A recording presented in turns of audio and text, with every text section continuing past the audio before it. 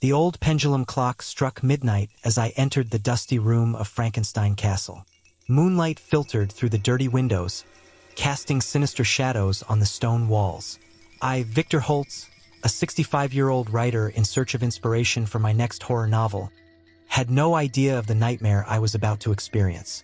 The creaking floor beneath my feet echoed through the empty corridors, and a shiver ran down my spine. Something in the air felt wrong, as if the castle itself was alive, breathing, watching my every move with invisible eyes. I placed my suitcase on the canopy bed and began unpacking. The room was spacious, yet claustrophobic, decorated with old furniture and faded tapestries. A full-length mirror stood in one corner, its stained surface reflecting my tired figure. As I organized my belongings, I noticed an old book on the bedside table. Curious, I picked it up. The worn leather cover had no title, only a strange symbol embossed on it. I opened the book, and a cloud of dust rose, making me cough. The yellowed pages were covered in symbols and diagrams I couldn't understand. It looked like a grimoire, perhaps belonging to Johann Conrad Dippel, the infamous alchemist who lived in the castle centuries ago. Fascinated, I started to leaf through the pages. Suddenly, a cold wind blew through the room, extinguishing the candles I had lit. The book slipped from my hands, falling to the floor with a dull thud. As I bent down to pick it up, I saw something out of the corner of my eye, a shadow moving in the mirror. I turned sharply, but there was nothing there except my own frightened reflection. I shook my head, trying to dismiss the feeling of unease. Just my fertile imagination, I muttered to myself. But as the days passed, strange events began to accumulate. The next morning, I woke to the sound of footsteps in the corridor. I opened the door, expecting to see one of the other guests, but the hallway was empty. The sound continued, moving away, as if someone invisible was walking just ahead of me. I followed the noise to a room at the end of the corridor. The door was ajar, and from inside came a greenish glow. I pushed the door open slowly, my heart pounding in my chest. The room was an old laboratory, filled with rusty equipment and dusty flasks. In the center, on a stone table, was a glass vial containing a glowing green liquid. I approached, fascinated. The liquid seemed to move on its own, forming hypnotic patterns. I reached out to touch the vial, but before I could, I heard a whisper behind me. "Don't touch it." I spun around, my heart nearly leaping out of my chest. There was no one there, but the door was now closed. I ran to the door, turning the knob forcefully, but it was locked. Panic began to take hold of me. I pounded on the door, shouting for help, but my voice seemed to be swallowed by the oppressive silence of the castle. I turned back to the vial, and to my horror, I saw that the liquid had now formed a face, the face of an old, wrinkled man, with eyes that gleamed with malevolent intelligence. The lips moved, forming words I couldn't hear. At that moment, the door burst open. I ran out, not daring to look back.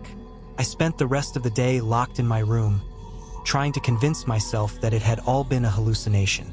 But that night, the nightmares began. I dreamed of endless corridors filled with twisting, whispering shadows.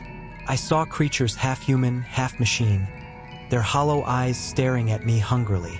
And always, in the background, was the face from the vial, laughing and calling my name.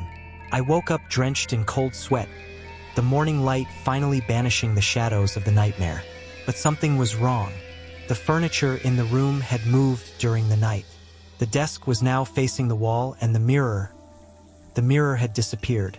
I went down for breakfast, hoping to find other guests, someone I could talk to and dispel the growing sense of dread.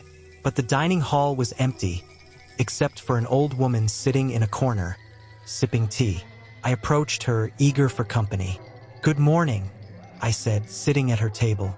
She looked up, and for a moment I thought I saw a greenish gleam in her pupils. "Good morning, Mr. Holtz," she replied with a smile that didn't reach her eyes. "Did you sleep well?" I hesitated, unsure whether to share my strange experiences. "Actually, I had some nightmares." She tilted her head, her gaze piercing. "Ah, yes, the castle has that effect on people. especially those who meddle with things they shouldn't. I swallowed hard. What do you mean? She leaned forward, her voice dropping to a whisper. The book, Mr. Holtz. The grimoire. You opened it, didn't you? My blood ran cold. How could she know? Yes, I found an old book in my room. But how? She cut me off with a gesture. There are secrets in this castle, Mr. Holtz. Secrets that should remain buried. By opening the book, you awakened something that had been sleeping for centuries. Before I could respond, she stood up abruptly. Be careful, Mr. Holtz. The walls have ears, and the shadows have eyes. With that, she quickly left the hall, leaving me alone with my troubled thoughts. In the days that followed, reality seemed to crumble around me. Objects moved when I wasn't looking. Voices whispered in the walls, and the mirror reappeared, but now it showed more than just my reflection. Sometimes, I saw strange faces watching me from the depths of the glass, their eyes filled with an ancient and terrible hunger. One night, I woke to the sound of something scratching at my door. I got up, trembling, and grabbed the fire poker as a weapon.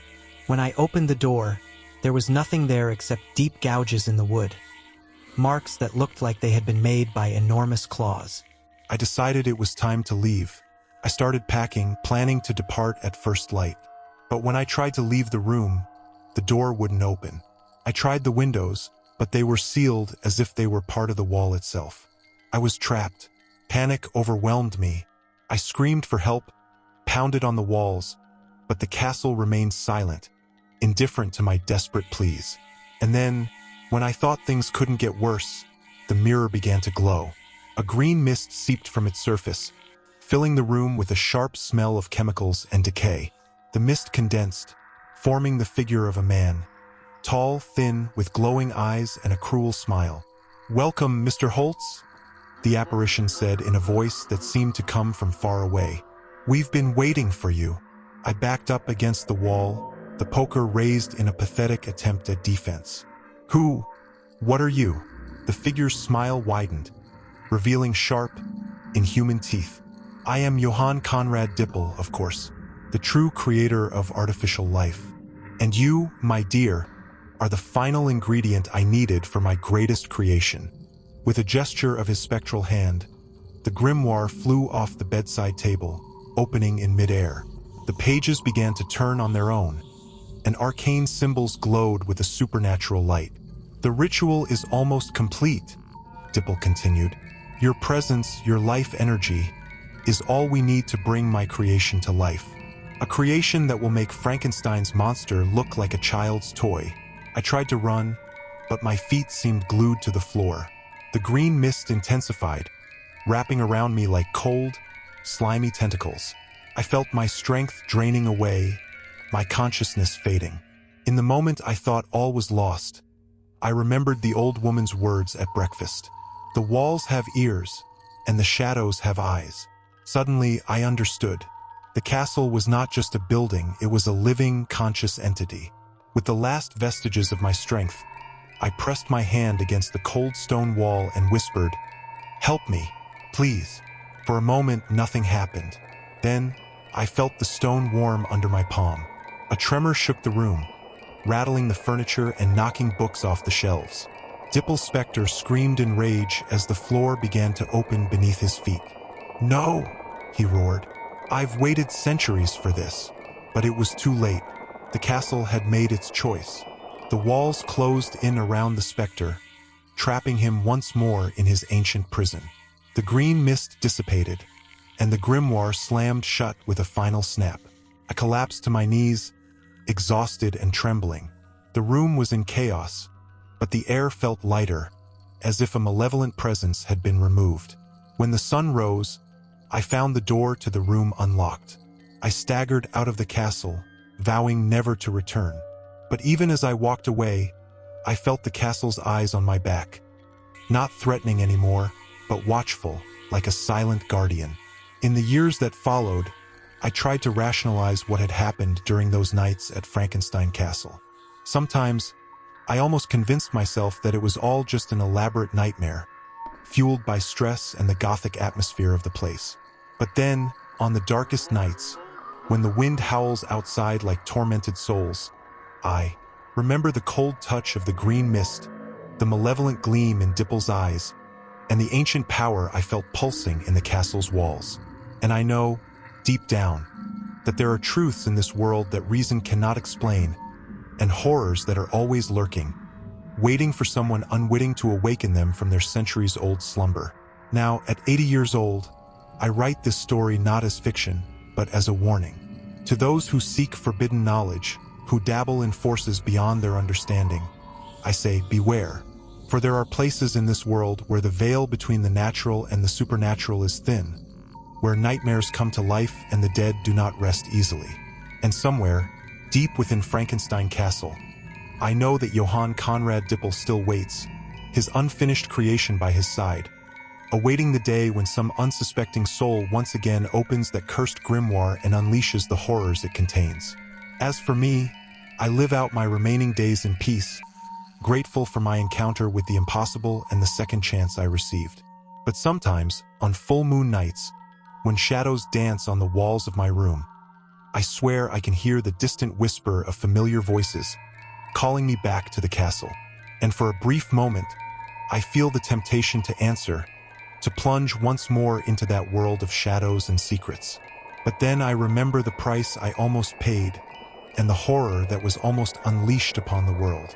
And so, I remain in my chair, holding my pen like a talisman against the darkness, and I continue to write, hoping that my words may serve as a beacon for those who, like me, one day find themselves on the brink of the abyss, staring into the depths of the unknown. For in the end, that is what remains for us, transient mortals in this vast and mysterious universe. Our stories, our warnings, and the hope that somehow we can light the way for those who come after us, guiding them away from the shadows and toward the light of understanding. And so, I end my tale with one final warning. If you ever find yourself at the doors of Frankenstein Castle, remember my story, and if you hear a whisper in the walls or see a green glow out of the corner of your eye, don't hesitate. Run. Run and don't look back, for there are secrets that should remain buried, and horrors that the world is not ready to face.